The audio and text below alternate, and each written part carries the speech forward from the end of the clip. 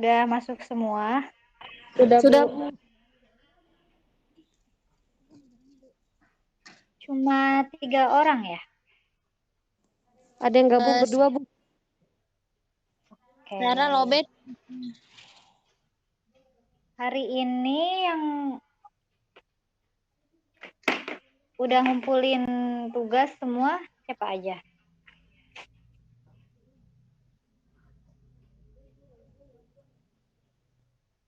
Tugas yang promosi kesehatan, yang video. yang tari videonya kakak gak, Bu? Bentar.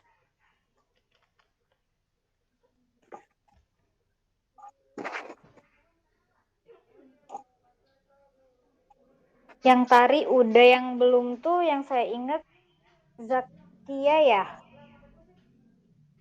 Iya, Bu. Yang waktu itu belum promkes ke kelas Atom.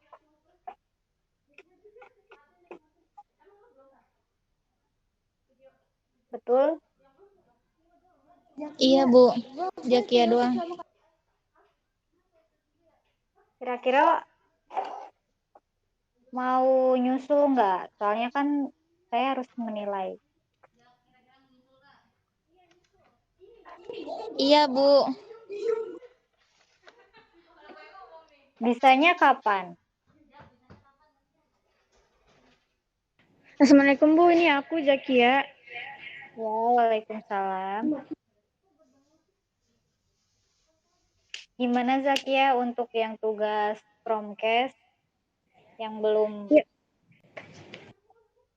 Iya, Bu. Aku nyusul. Bisa nggak nanti dikumpulin di minggu ini? Bisa, Bu. Di minggu ini ya. Iya, Bu. Siap. Sekarang kita kemarin gimana tugas yang kemarin, ada kesulitan? Enggak, Bu. Enggak ya.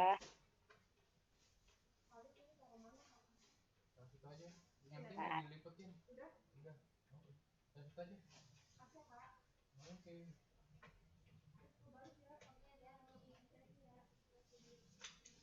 Udah kelihatan belum di layar? Kenapa, Bu? Bentar.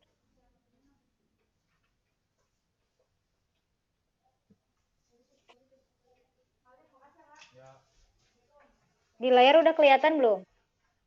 Sudah, Bu. Udah ya. Sekarang kita masuk ke materi pembelajaran micro teaching. Sebelumnya ada yang udah tahu belum micro teaching itu apa? Belum, Bu. Belum, Ibu. Belum ya. Bentar.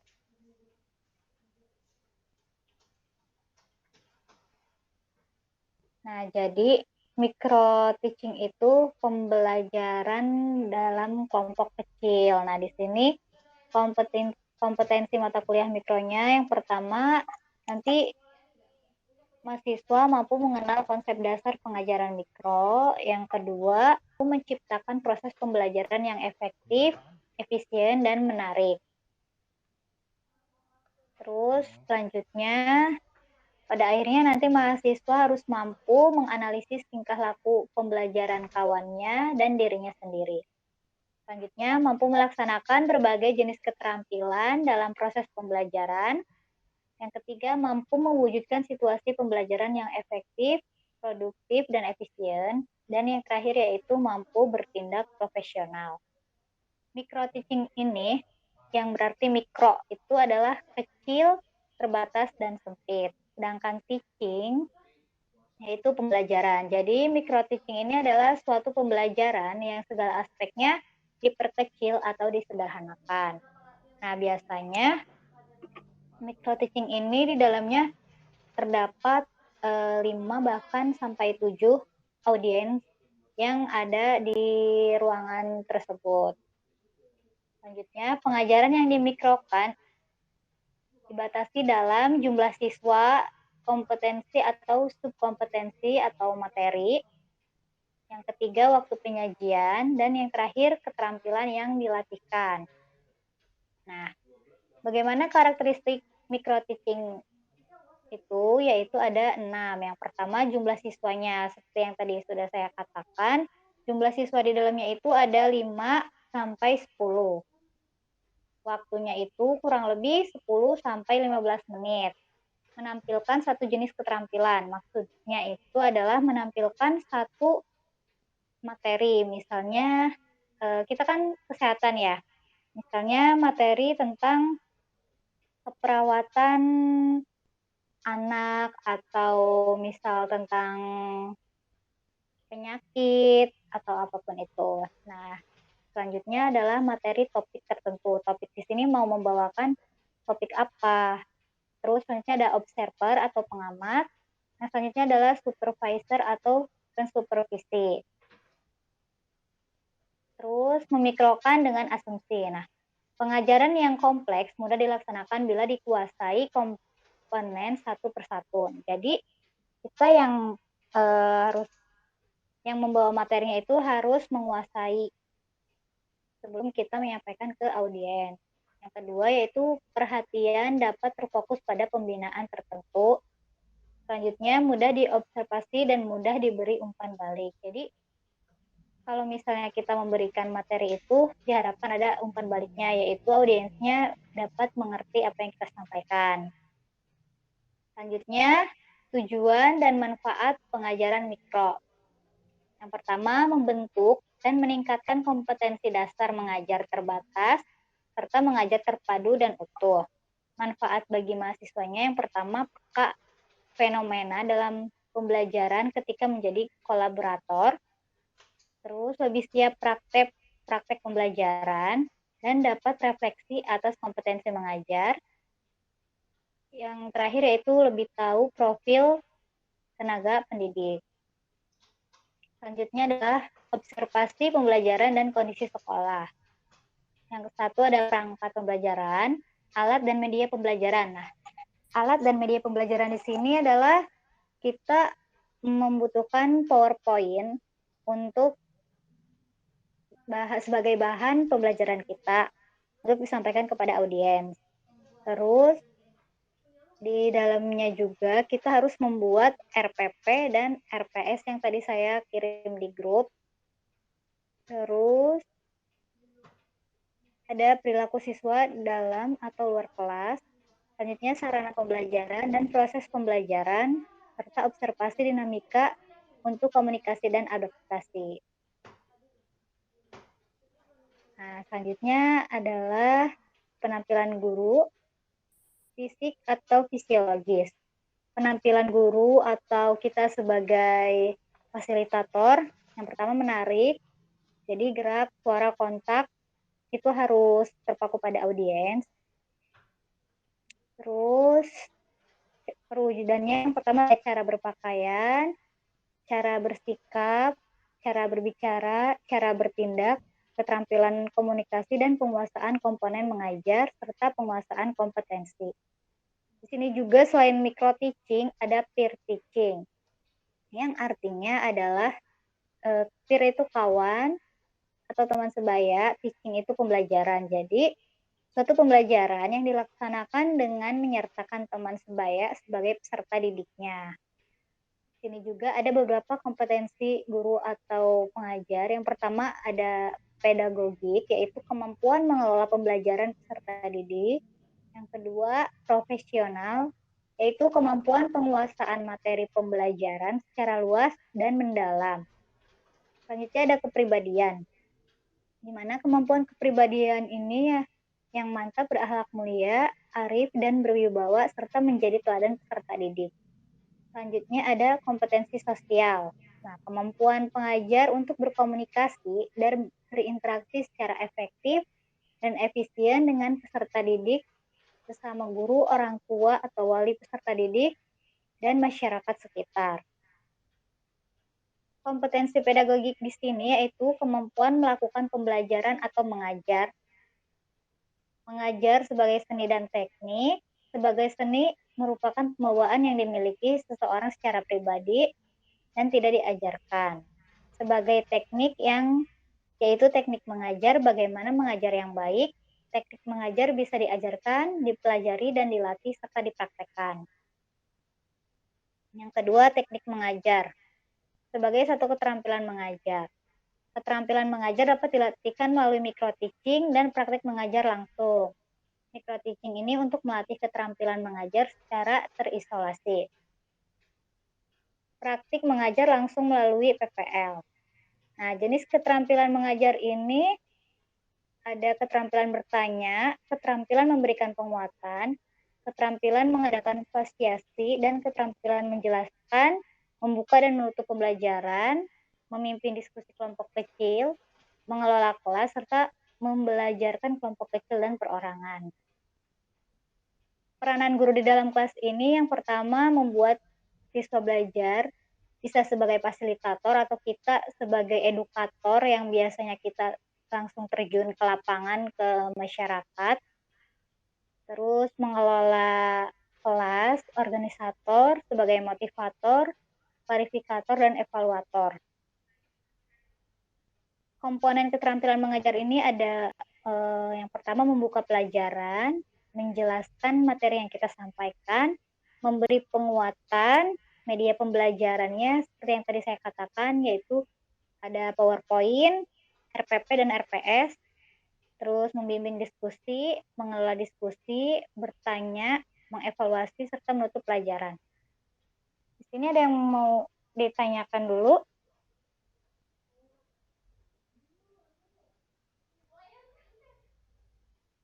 Tidak, Bu.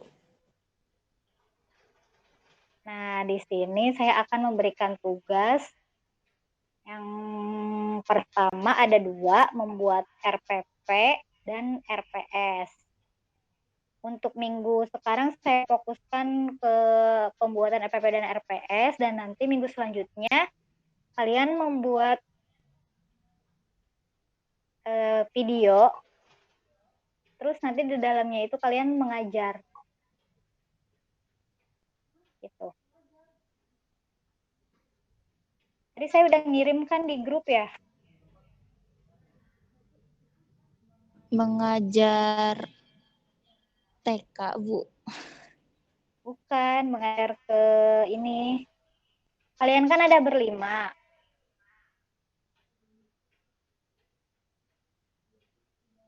Nah, Bu. nanti kalian membuat sebuah materi yang di dalamnya itu maunya tentang apa nih?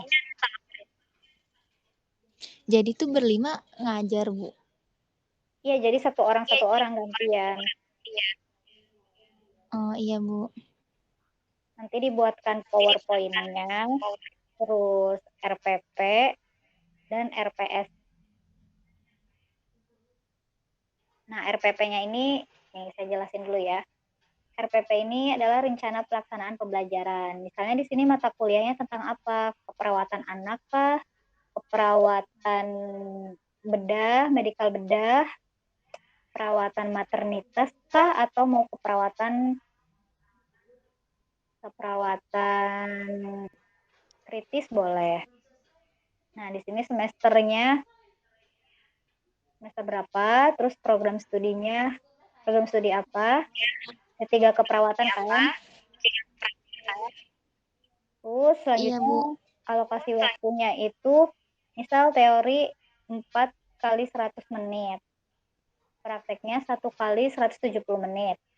Ini untuk pertemuan pertama. Jadi setiap pertemuan kita wajib membuat RPP-nya. Terus sini ada tujuan pembelajaran. Berarti gimana?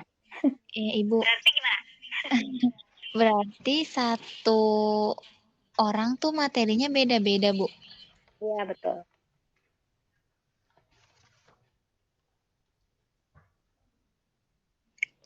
Iya, Bu. Kan ada 5 ya, saya buat tentang keperawatan anak 1, keperawatan medikal bedah 1, keperawatan kritis 1, perawatan dasar 1, sama satu laginya keperawatan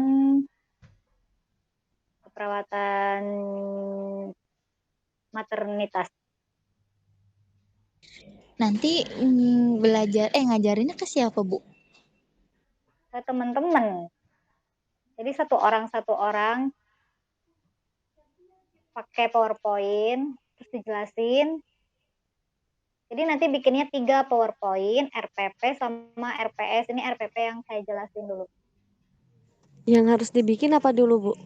RPP dan RPS, terus PowerPoint. Jadi RPP dulu ya, Bu, yang dibikin. Ya, RPP dan RPS. Saya lanjutin dulu ya. Iya, Bu. Nah, di sini ada tujuan pembelajaran.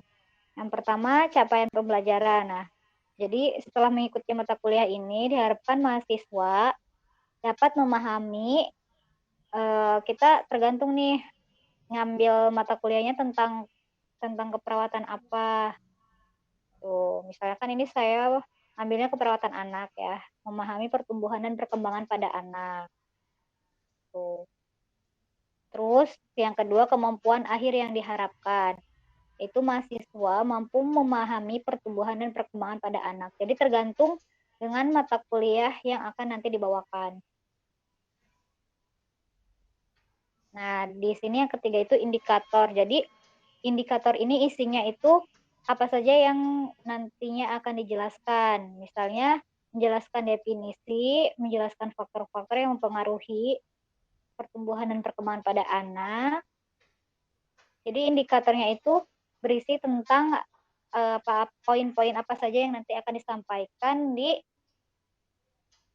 pertemuan pertama. Itu. Nah, yang B ini adalah materi ajar, di mana isinya itu praktik keperawatan yang berhubungan dengan keperawatan mata kuliah yang dipilih. Misalnya submateri ajarnya sama seperti tadi. Cuman di sini hanya disebutkan, misal definisi pertumbuhan dan perkembangan. Yang kedua, faktor-faktor yang mempengaruhi pertumbuhan dan perkembangan pada anak. Dan yang ketiga, tahap pertumbuhan dan perkembangan fisik anak. Yang keempat, perkembangan psikososial anak. Terus selanjutnya, ada kegiatan belajar mengajar. Nah, kegiatan belajar mengajar ini ada 4 komponen penilaian. Nanti kalian dibuat kayak gini aja, disamain ya. Ada 3 tahap, yaitu tahap pendahuluan, penyajian, dan penutup. Terus kegiatannya apa saja, kegiatan pengajar dan kegiatan mahasiswa, serta media dan alat pembelajaran. Nah, di tahap pendahuluan ini, yang pertama kita ada yang namanya perkenalan dan daftar hadir. Jadi nanti perkenalan dulu, terus menanyakan daftar hadir. Terus yang kedua, membuat komitmen pembelajaran. Terus komitmen itu sama kayak peraturan ya. Yang ketiga, menyampaikan tujuan pembelajaran. Dan yang keempat, menjelaskan pengantar. Yang kelima, mengadakan kontrak belajar. Misalnya, waktunya sekitar 15 menit atau sekitar berapa menit.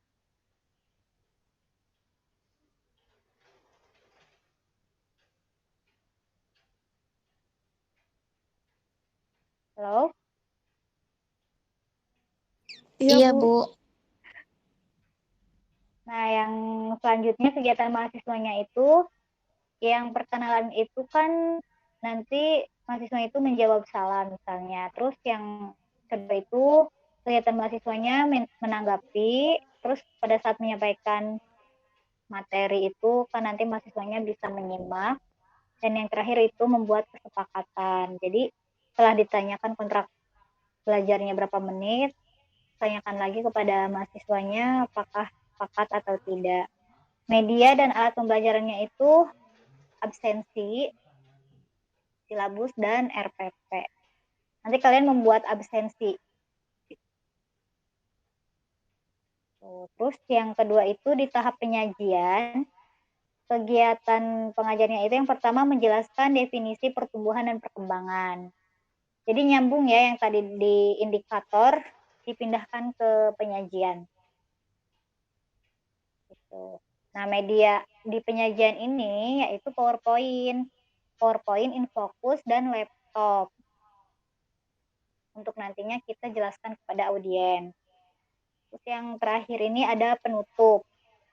Yang pertama itu nanti pengajarnya memberikan komentar atau pendapat mahasiswa, terus menunjuk salah satu mahasiswa untuk menyimpulkan materi yang telah disampaikan dan menyampaikan materi untuk pertemuan yang akan datang. Nanti di atas itu, misalnya ada pertemuan lagi diganti ke pertemuan kedua. Yang ini nih. Yang di pertemuan ke ini bisa diganti nanti. Sesuaikan dengan pertemuan. Terus ada instrumen evaluasi, misalnya berbentuk tugas atau pre-post ya. Nanti di sini sebutkan pertanyaannya.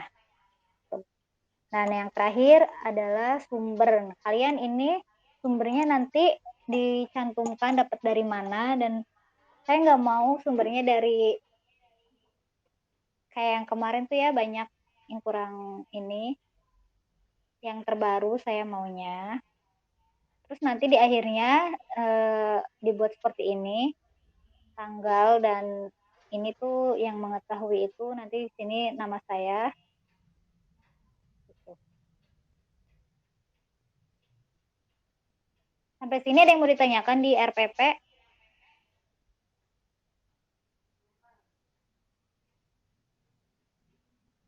Halo?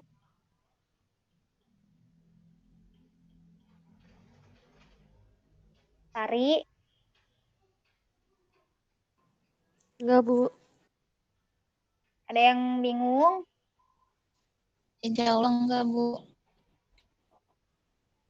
Benar, nggak ada pertanyaan sampai sini. Nanti pas sudah selesai pasti pada nanya nih. Iya, Bu, belum kepikiran sekarang. Mumpung masih dibahas. Dipahami Jadi dulu, biar ntar habis dipahami baru Bu ada yang mau ditanyain. sampai sini udah pada paham belum? Paham Bu. Tapi Jadi nanti nanti mungkin ada yang ya.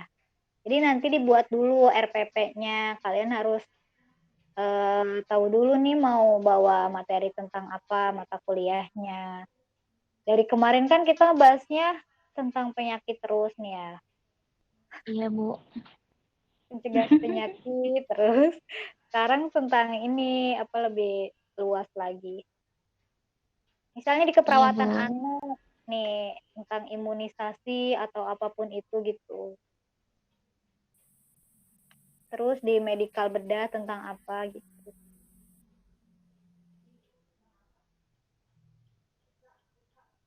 Di sini misalnya keperawatan anak, tapi kalian beda-beda pembahasannya. Boleh kalau kayak gitu. Oh iya Bu. Terus saya lanjut ya ke RPS. Nah, RPS ini yaitu rencana pembelajaran semester. Kurang lebih nanti kalian buat seperti ini ya. Saya nggak bisa ngebagiin filenya karena tadi saya udah coba. Nggak bisa, jadi saya fotokan. Yang pertama, cara pembelajaran. Di sini adalah program studi pengetahuannya dan sikap.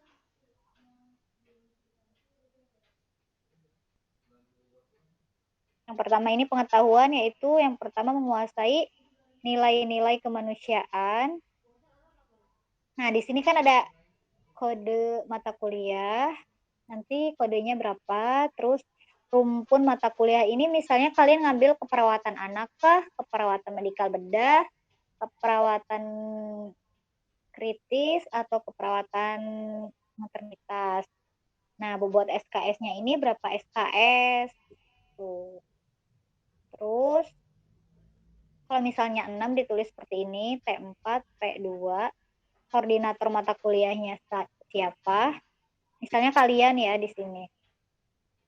Terus, ketua program studinya siapa?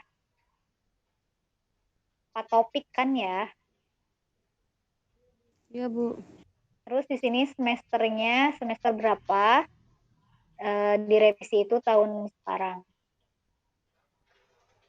Nah, di sini ada program studi yang pertama ada pengetahuan, yaitu menguasai nilai-nilai kemanusiaan, humanity values. Yang kedua, menguasai konsep teoritis komunikasi terapeutik. Dan yang ketiga, menguasai konsep dan prinsip manajemen dalam pengelolaan. Yang kedua ini sikap. Nah, bisa dibaca ya. Terus, selanjutnya, ini ada keterampilan khusus.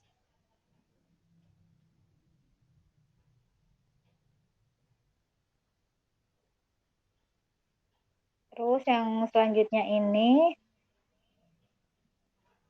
ada mata kuliah.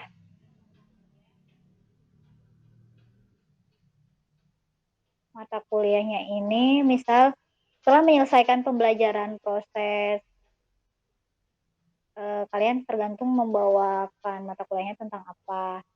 Nah, nanti di sini misalnya memahami pertumbuhan dan perkembangan pada anak, disesuaikan dengan materi yang kalian bawakan ya. Selanjutnya, deskripsi singkat mata kuliah. Nah, ini tuh isinya adalah poin-poin yang nantinya akan disampaikan. Misalnya saya di sini kan menyampaikan pertumbuhan dan perkembangan pada anak, terus yang kedua pola bermain, yang ketiga leadership dan role model pada anak, dan yang keempat adalah pola asuhan keluarga dalam perkembangan anak, yang kelima imunisasi pada anak, dan yang terakhir asuhan keperawatan pada anak. Nah, di sini saya mau yang terakhir itu dikasih aspeknya ya, asuhan keperawatannya.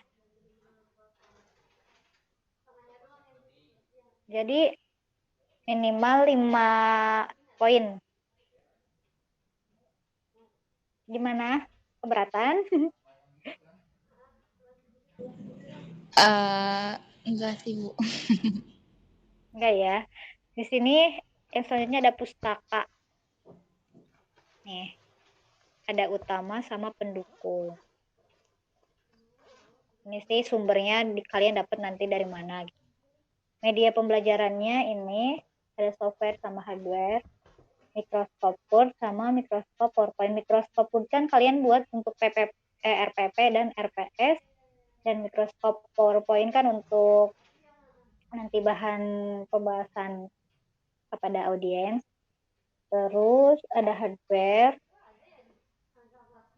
laptop, dan Infocus. Ini tuh tim pengajar. Misalnya timnya ada berapa orang gitu. Dibuat seakan-akan ada banyak. Terus mata kuliah syaratnya dikosongkan saja. Nah, di sini langsung masuk ke pertemuan ini kan pertemuan ke-1. Capaian pembelajaran mata kuliah. Capaian pembelajaran mata kuliah ini yaitu misalnya setelah mengikuti pokok bahasan, mahasiswa mampu memahami pertumbuhan dan perkembangan pada anak. Ini tuh berarti masuk ke poin 1. Misalnya kan tadi memahami pertumbuhan dan perkembangan pada anak. Terus materi pembelajarannya itu kan ini ya, pertumbuhan dan perkembangan pada anak. Nah, di situ kalian jelaskan apa saja. Terus ini metode strategi pembelajaran atau estimasi pembelajarannya, misalnya lecture selama 2 kali 50 menit. Dan di sini ada assessment yang di dalamnya ada 3 penilaian: indikator, bentuk, sama bobot. Nah, indikatornya ini kan mahasiswa dapat menjelaskan kembali materi yang telah disampaikan. Terus bentuknya apa, diskusi kelompok kah atau bagaimana? Dan tanya jawab. Misal bobotnya kalian kasih 5%. Gitu. Ini sama sih. Ini poin keduanya.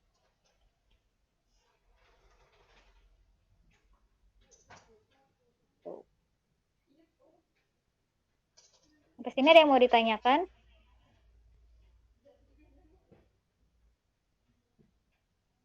Bu. Ya.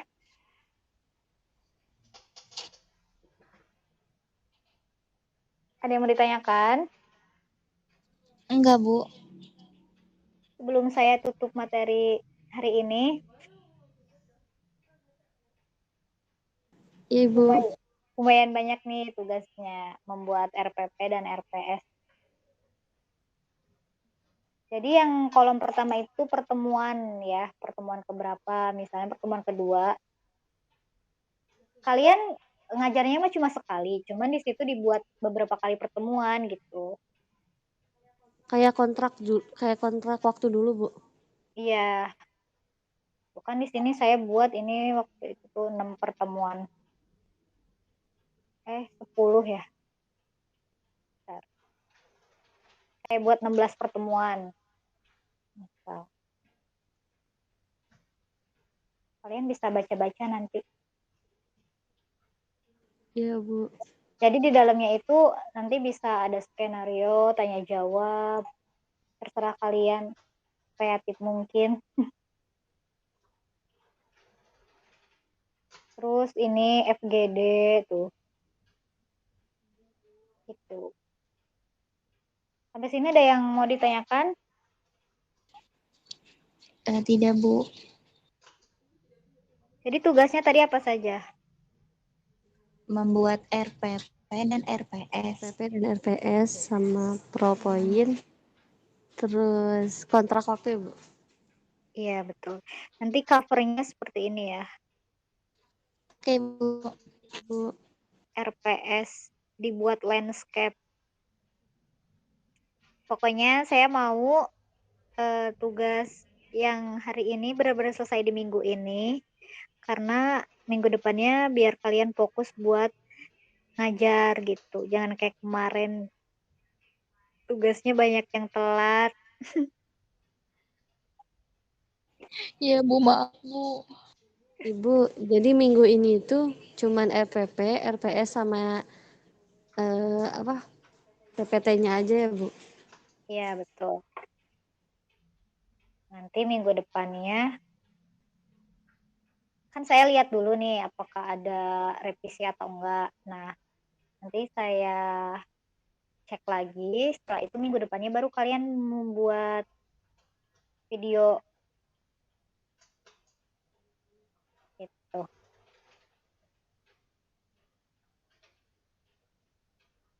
Iya, Bu. Paham ya sampai sini ya? Paham, Bu. Udah pada kepikiran belum mau bawain materi tentang apa? Belum, Bu. Jangan yang kemarin-kemarin terus ya.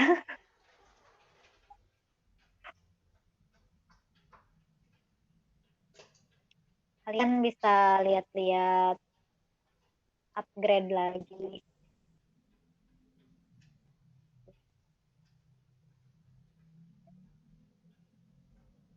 Gimana? Ada yang mau ditanyakan lagi?